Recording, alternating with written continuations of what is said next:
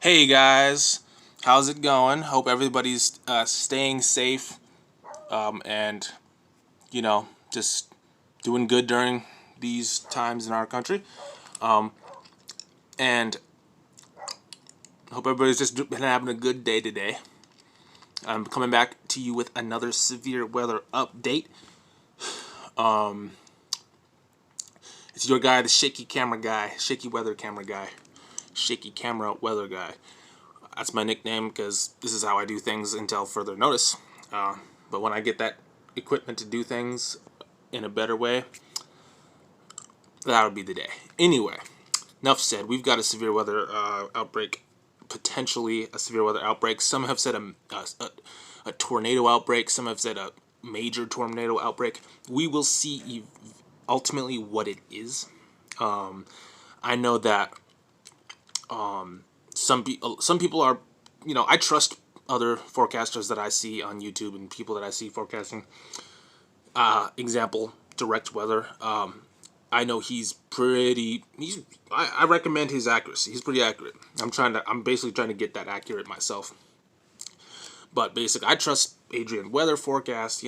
Just people who stay in the lines pretty well. They don't go all the way to, we're gonna have 150 to 200 tornadoes, but they don't go down to, it's only gonna be one tornado or no tornado. So they stay accurate, but so nobody really knows what's going to go on with this. As you can see, though, they have issued the moderate risk for central eastern Louisiana, like southern/central Mississippi, and about western central Alabama. This is for tomorrow. This is day 2 outlook, but basically it's about to be a day 1, depending on where you're at, especially. Mountain time, standard time, central, or eastern, but yeah, this was the day 2 original. The only thing that tells me this, and I think everyone can agree, most people, the thing that tells me this may not be as big. Not that now that doesn't mean you don't need to take this seriously, because we've already seen this year go above and beyond. Let's just say, and it did something. Okay, it might have just updated. I don't see anything new. Anyway, but yeah. We've seen this year already trying to make a run for going above and beyond. So I'm not telling you at all to put your guard down. Not one bit. But we don't know what it's going to do. My opinion, personally, I don't think it's going to be as strong now. Most people do agree with that, but that's what I've been hearing. Because with the last outbreak, you have to take into account that we had a moderate risk issued on day 3, and it was big time. Like the yellow area you're seeing was big area covered. Like basically the yellow area you see right now, it was the same width, but it went higher up into like Illinois and Indiana and stuff. So obviously the last outbreak was pretty major. I'm not saying this one won't have major aspects, and there probably will be a few notable tornadoes. Where I really hope nowhere. I hope there's no tornadoes, but I definitely hope it's not in So-So. In where's that other one? Collins, Mississippi, or So-So, Mississippi. I hope it's not in what was the other one? Help me out, guys. Put it in the comments if I don't get this. Monroe, Louisiana. Yeah, I hope it's not in Monroe. I hope there's no more in Yazoo, near Yazoo, anywhere in. I just hope there's none, but especially those places or anywhere where they got it hit. But yeah. So. Oh my. Okay. I thought we were going to lose our progress. Okay. I have to keep it up. Anyway. But yeah, so well, let's talk about it. So basically, the other thing that tells me, so they issued a moderate zone on day 2 this time. Last time they issued a moderate zone day 3. That was impressive. I woke up that day and I was just astonished. So that's one thing that kind of tells me this isn't going to be 131 tornadoes kind of big. It could be 50 to 100, maybe at highest. 50 to 100. Maybe probably not 131. That's a lot. I wouldn't put away 105 potentially, but even in my mind, that's a little overachieving. But the reason why, like I said, because they issued a moderate zone on day 2. Now we'll see what happens midnight tonight, tomorrow morning, tomorrow at 12 or wherever you live, depending. I think it's based on Eastern or Central time. I forget. We'll see. But the other thing is that there's not the same type of wind shear setting up with this system. Not exactly how it was. Because with the other system, now I could be wrong. We're going to look at the simulated real quick. But with the other system, you had a big major snowstorm sprawling out of the high plains, sort of the upper Midwest high plains, and it was coming down like this. At the same time, you had a sub-Pacific jet, Gulf Stream, whatever, coming through, not a Gulf Stream, but just a sub-Pacific jet or a subtropical jet streaming from here to there. Now we're going to look and see if that's the case. I might have to split it up into 2 videos, but we had that at that point. I do not think that that's the case this time, although we have major Gulf influence, and I believe we have a high pressure out over here that is spinning up clockwise. It's spinning up moisture like that. So when you have good moisture here, a dynamic support in high pressure, putting some of the winds aloft that way. And once again, though we don't have a major influence of wind coming through a jet stream like that, I think we may have something, because if you watch my last snow check video, there's some snow traveling across here, so we may have something. It's just not diving down as hard, I don't think. Like I said, we're going to check. But just because we don't have that, we do once again, and if we didn't have this, I don't think this would be happening as much at all, actually. But we do have a low pressure coming out of Arizona and New Mexico, the southwest. It's going to be traveling here. It's probably actually already about right here as we speak. As it approaches, it has lower level winds. There's lower level winds to it. And then we have, I guess since it's a low pressure, you're going to have some upper jet winds. It's just I don't think they're as strong this time. But I could be wrong.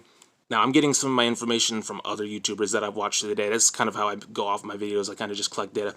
But basically, this system that's coming out here is going to increase in intensity. It's going to deepen. The low, it will deepen. So all dynamics, when you talk about a low pressure, air rising,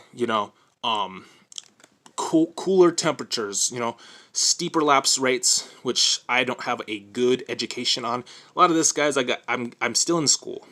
But basically, steep lapse rates, lifting air, basically, the shear can be more, so like you can have stronger low-level winds and the upper-level winds, which create shear. It's when they go in different directions. So you have the low pressure approaching with counterclockwise winds, dragging up air from the Gulf of Mexico, while you have the jet cooler air coming across it like that with a drier influence. So always remember you have a dry line as well.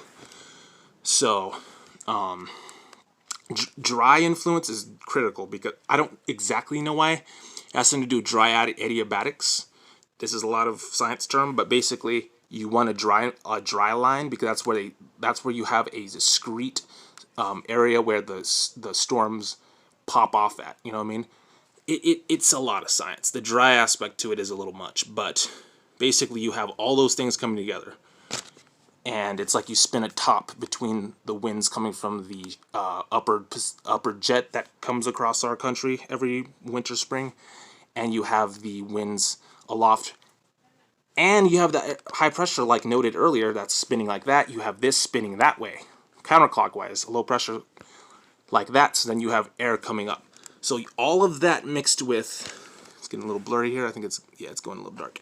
All of that mixed with the moisture, high dew points, there's a warm front that's going to be lifting this way towards the north as we go through tomorrow morning. So as that will happen, that will only set the path for an outbreak. Like I said, how big, we don't know. Now let us read the synopsis here a little bit. So basically, places in effect with this. So you have the moderate zone affecting Montgomery, Alabama, Jackson, Mississippi, Monroe, Louisiana, Hattiesburg, Mississippi, Alexandria, Louisiana. So Jackson, Monroe, those are some of the places I really don't want them to go to. Enhanced, you have Birmingham, Alabama, Shreveport, Louisiana, Mobile, Alabama, Columbus, Georgia, and Savannah, Georgia. Then, with a slight, you have Houston, Texas. That's Thor News. Shout out to him. Jacksonville, Florida, New Orleans, Louisiana, Atlanta, Georgia, and Baton Rouge, Louisiana. And you have marginal risk Dallas, Texas, Austin, Texas, Arlington, Texas, Plano, Texas, and Garland, Texas. Okay, so let's go ahead and read this synopsis here, or summary. So there's a moderate risk of severe thunderstorms across parts of northeastern Louisiana and central southern Mississippi/Alabama. Numerous severe storms appear likely Sunday for East Texas to South Carolina. Severe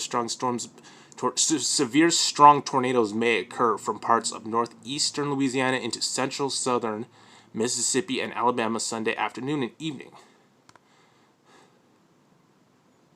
So it could be damaging winds and a continued tornado threat extending to Georgia and parts of Carolina. Large hail is also likely. So this is nothing to play around, guys. This is nothing to play around with. Let's go over to Jackson, look at their forecast. So tonight they got some severe weather possible. You guys are in a flash marginal risk for isolated storms, hail to a quarter size, and damaging winds. If you look at Storm Sunday, you guys are moderate risk. There's tornadoes likely, some possibly strong, damaging winds of 70 miles an hour. And there's 70 miles an hour large hail in enhanced zones. So this is for that part of Mississippi down there. You got like a Torcon or a significant tornado parameter of 4 STP. So yeah, Jackson, Mississippi, be on your toes about this one. We don't know how strong it's going to be. I really hope against a repeat of Easter Sunday outbreak 2020. I don't want to see that another one of those. South cannot afford 2 in a year. They can't afford 1 ever, as far if we want to go that. So here's what we have going on. It's gonna buffer. So while it does that, I actually may go and look at current radar on AccuWeather. I don't issue with this right now, guys. Now here's Arizona, and here is the storm that is making its way across the plains right here. This is going to start to move this way and will generate stuff. As you see, you have a few storms down here popping up. They're going to get a little convection to the north and to the south going through before the main stuff comes through. You can see some bands right here. Basically, this is the current radar. Let me press play on this baby real quick.